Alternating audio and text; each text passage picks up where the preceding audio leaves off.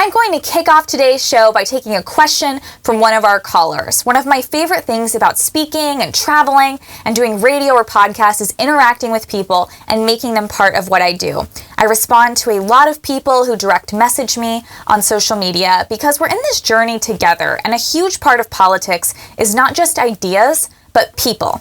That's why I absolutely loved traveling on the Women for Trump bus tour in Texas, all over, and then for the midterms in Georgia earlier this year, because we're in a battle.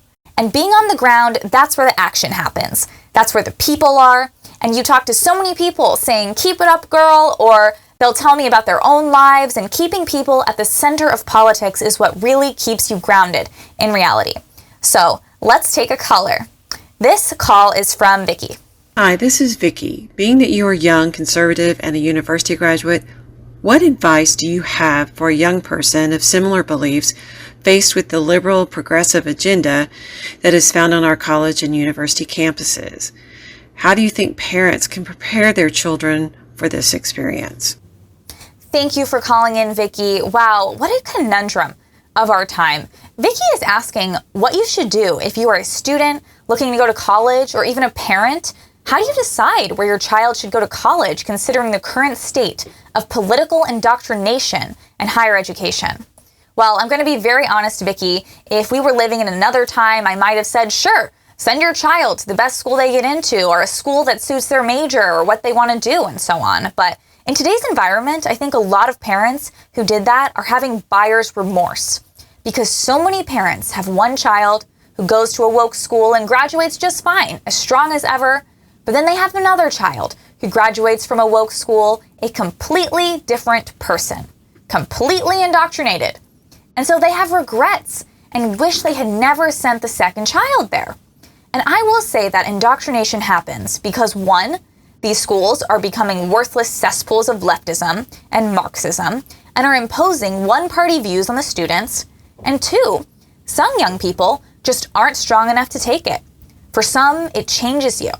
For me, it made me so much more aware of how evil the left is, and it had the opposite effect on me and radicalized me to be even more political and conservative.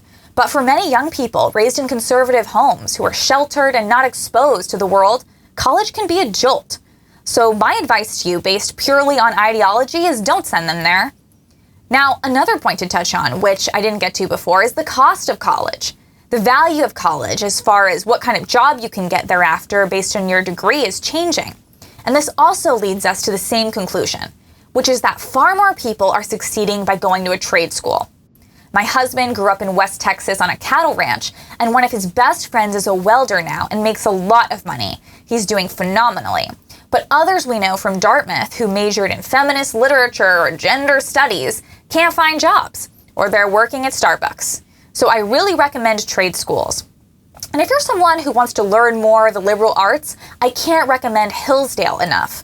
My cousin went to Hillsdale, absolutely loved it, made a lot of friends. He learned so much, and a lot of people who graduate from there go on to get great jobs as well. So there's something out there for everyone, even without these woke colleges. We don't need them. We should not attend them anymore.